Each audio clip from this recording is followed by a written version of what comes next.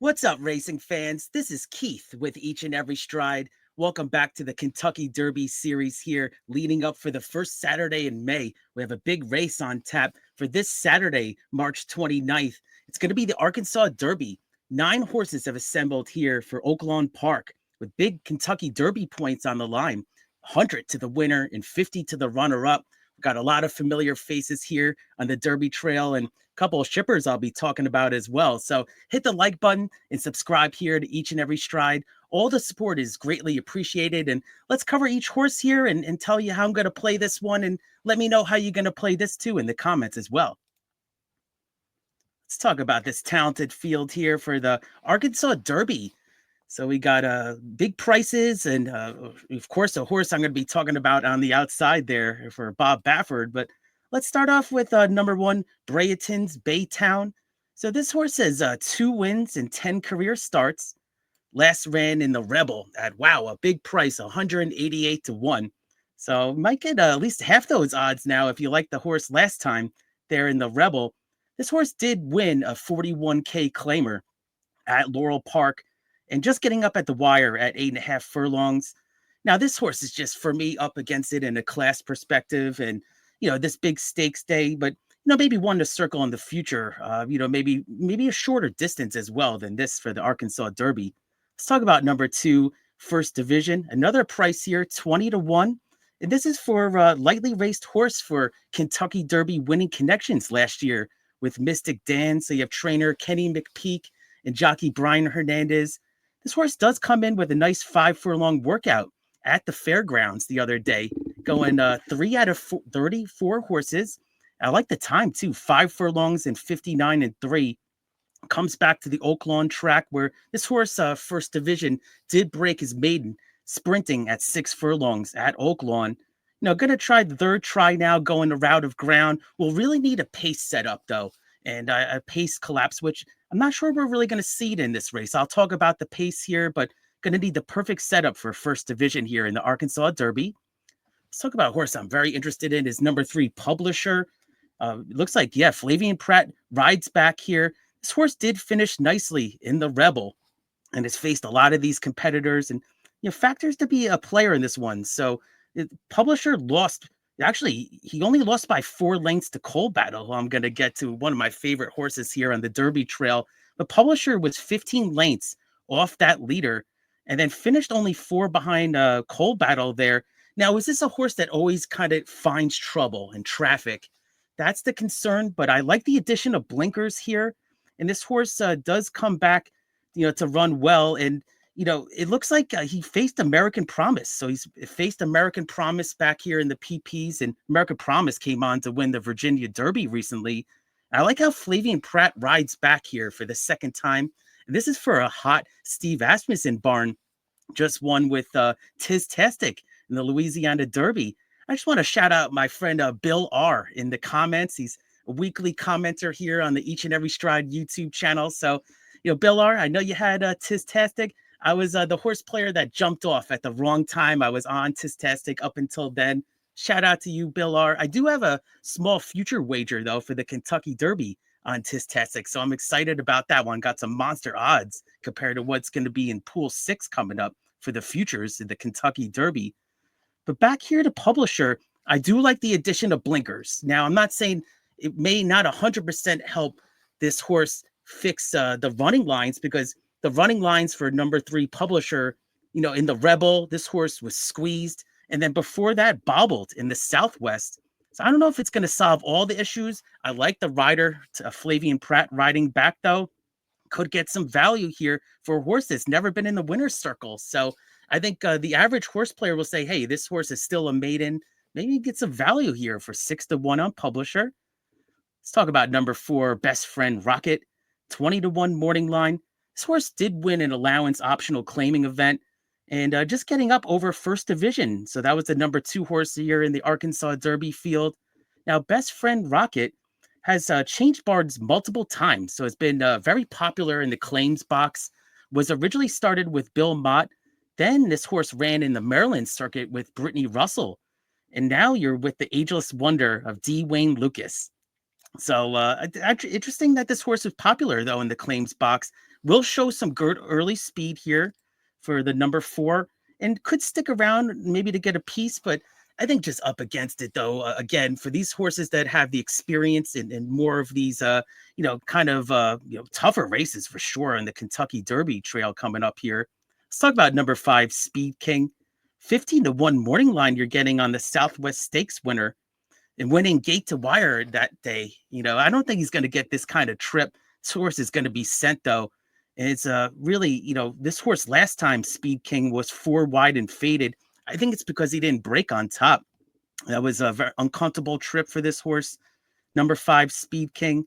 And this horse, listen, he was pretty, before early on in the Derby trail. Now you're getting 15-1. So if you think this horse can run back, now he does run back-to-back bullet workouts. And I like the workout on March 9th in the mud. Now, with that being said, let me just pull myself up here real quick for you guys, is that there's a chance of thunderstorms Saturday at Oaklawn Park. So there is a chance. So maybe you can move up some of these horses that you like here that could run well in the mud. This could be for Speed King, speed favoring for him for sure in the mud. So that was a number 5, Speed King. I think that at least you could get some value there. Now, again, it comes down to is this horse the lead type? According to the PPs, it seems that way. The only race that he really didn't have the lead was the maiden breaking debut at Churchill, but that was sprinting 6 furlongs. So totally different ball game here. Going to have to show a new dimension for sure. Number 5, Speed King. Let's talk about number 6, Sandman. Popular horse here on the Derby trail. A lot of in the money finishes. Maybe this is the right field that he finally figures it out to get into the winner's circle. That'd be huge for this connections. A lot of runner-up in the money finishes. You got the hottest jockey on the planet though right now, and Jose Ortiz jumps on. Just won the Fairgrounds Riders title. So the jockey title, Jose Ortiz captures that, and he wins 5 races in the final day at the Fairgrounds. So on fire right now. I like that move a lot for Jose Ortiz. And then Mark Casse, the trainer, he does well with coming back as the beaten favorite. So this is for number 6, Sandman. He does win at 25%, coming back as the beaten favorite. So good combination here for this horse. I like some of these adjustments here. Now, this horse is ran 9th. He actually started 9th in both of the last stakes races here at Oaklawn. I think he's going to have a little bit an earlier start than that. Can't be so pace dependent on what's happening up front. Now, there's no denying that this horse has utmost talent here for Sandman. I think he's going to have a big showing on Saturday. Let's talk about number 7, Monet's Magic. Finished 5th in the Southwest and long shot 20-1. Now, this is for a barn, though, that hasn't really done much this year. It's Ben Colebrook, 6%, only hitting 6%. This horse did have some traffic trouble, though, in the Southwest. So if you think that was legit trouble, this is, again, a deep closer that will need things to go his own way. So this is going to be for number 7, Monet's Magic. And you get Ben Colebrook, the trainer, and Lon Machado will be riding. Let's talk about probably my favorite horse here on the Derby Trail is Coal Battle. Gotta love this story. This horse is undefeated on dirt for the small barn connections. Now listen, if everything stays sound with this horse, I was saying in the other previous episodes, dreaming big for the Kentucky Derby. This horse actually already punched his ticket for the Kentucky Derby based on points that we've seen with the structure in years past. And I mean, this horse has a stride, man. If you look back at some of these races, this horse, and he's a great listener to the jockey. I've noticed once the jockey kind of moves a little bit, this horse Coal Battle just jumps, goes, and knows his job. And I think that this horse, too, I mentioned with the thunderstorms, perhaps could be happening Saturday. Now, it's early in the week when I record this here on the Each and Every Stride YouTube channel. Could change there with the weather, but I don't think it matters for this horse. He's run on dirt. He's run on fast dirt. He's run on mud. He's run on slop. And I recommend going back to watch his debut race. I've watched it at Evangeline. And this horse, I mean, it was slop. It was a maiden, obviously, at Evangeline. This horse freaked, man. It's unbelievable. You got to watch that replay at Evangeline. And then the Delta Stakes race was really cool, too. So this is a horse I'm really rooting for, trainer Lonnie Briley. And, the connections.